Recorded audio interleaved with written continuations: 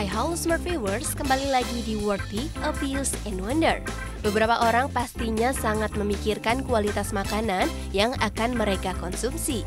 Nah, tapi ada juga yang salah kaprah mengenai dampak dari beberapa makanan. Seperti misalnya jika mengkonsumsi makanan yang manis bisa membuat tubuh menjadi gemuk. Eits, bukan seperti itu. Namun jika porsi makanan manis yang dikonsumsi terlalu banyak itulah yang tidak baik untuk kesehatan tubuh. Sampai sekarang masih banyak mitos tentang makanan yang beredar di masyarakat. Ada yang memilih mengabaikannya, tapi banyak pula yang mempercayainya. Mitos tersebut biasanya berkaitan dengan dampak buruk yang terjadi setelah mengkonsumsi makanan tertentu. Misalnya mengkonsumsi karbohidrat bisa membuat tubuh menjadi gemuk. Bener banget.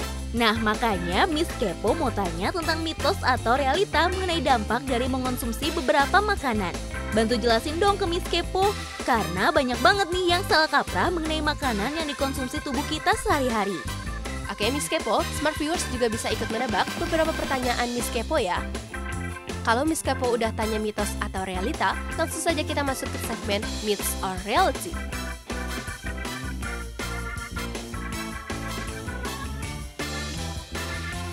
Pertanyaan pertama,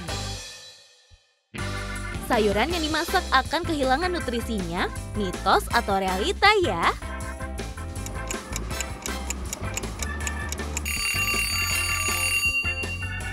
Banyak orang yang percaya bahwa sayuran mentah lebih sehat karena kandungan dan nutrisinya masih lengkap. Sedangkan sayuran yang dimasak telah kehilangan nutrisinya. Apakah Smart Viewers juga salah satu yang percaya dengan hal ini? Dan ternyata memasak sayuran merupakan hal yang baik untuk dilakukan. Karena dengan merebus atau mengukus sayuran dapat membunuh kuman atau bakteri yang hidup di dalamnya.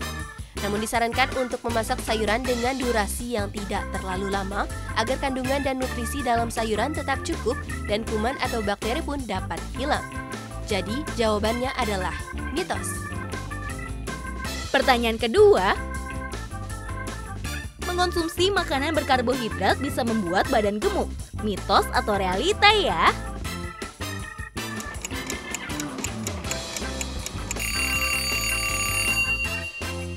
Bagi yang sedang berdiet, pasti akan mengurangi konsumsi makanan yang berkarbohidrat karena dianggap efektif untuk menurunkan berat badan. Namun sebenarnya karbohidrat terkandung dalam berbagai jenis makanan. Buah-buahan pun mengandung juga karbohidrat. Jika diet ingin berhasil, Smart Viewers harus bisa memilah mana karbohidrat yang baik yang boleh dikonsumsi dan mana karbohidrat jahat yang sebaiknya dihindari. Saat mengonsumsi makanan yang mengandung karbohidrat atau gula, sertai juga dengan makanan yang menjadi sumber lemak baik. Lemak baik dapat memperlambat penyerapan glukosa ke dalam aliran darah dan mencegah tingginya kadar gula darah dalam tubuh. Hal ini pun yang membuat tubuh kenyang lebih lama karena lebih mudah mempertahankan berat badan yang diinginkan. Jadi jawabannya adalah mitos. Pertanyaan ketiga, telur mengandung banyak kolesterol, mitos atau realita ya?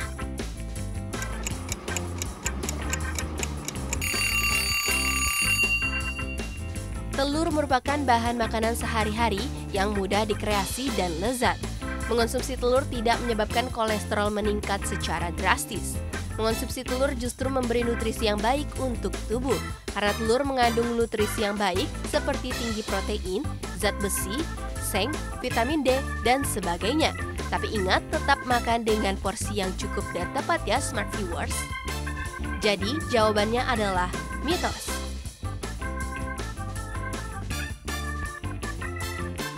Pertanyaan keempat, mengonsumsi makanan yang bervitamin C dapat mencegah tubuh dari flu, mitos atau realita ya?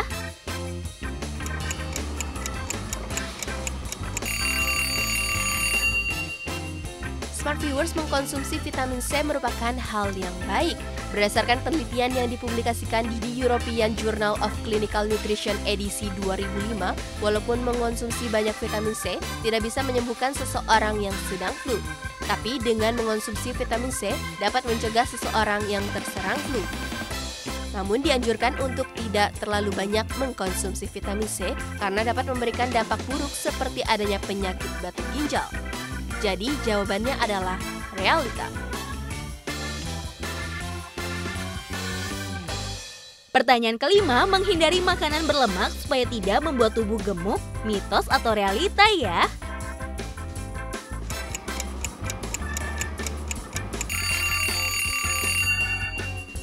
Seperti halnya makanan yang mengandung karbohidrat, realitanya ada banyak jenis lemak pada makanan, entah itu lemak sehat ataupun jahat. Makanan yang mengandung lemak jahat memang bisa berdampak buruk bagi tubuh, sedangkan lemak sehat tetap dibutuhkan tubuh sebagai sumber energi. Salah satunya ialah alpukat. Jadi jawabannya adalah mitos.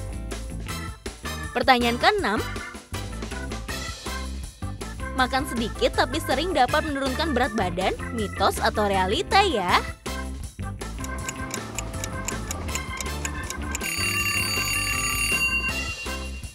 Penelitian yang dilakukan di beberapa universitas di California dan Meksiko mengungkapkan seseorang yang makan berkali-kali dengan porsi kecil mengandung glukosa, insulin, dan kolesterol yang lebih sehat.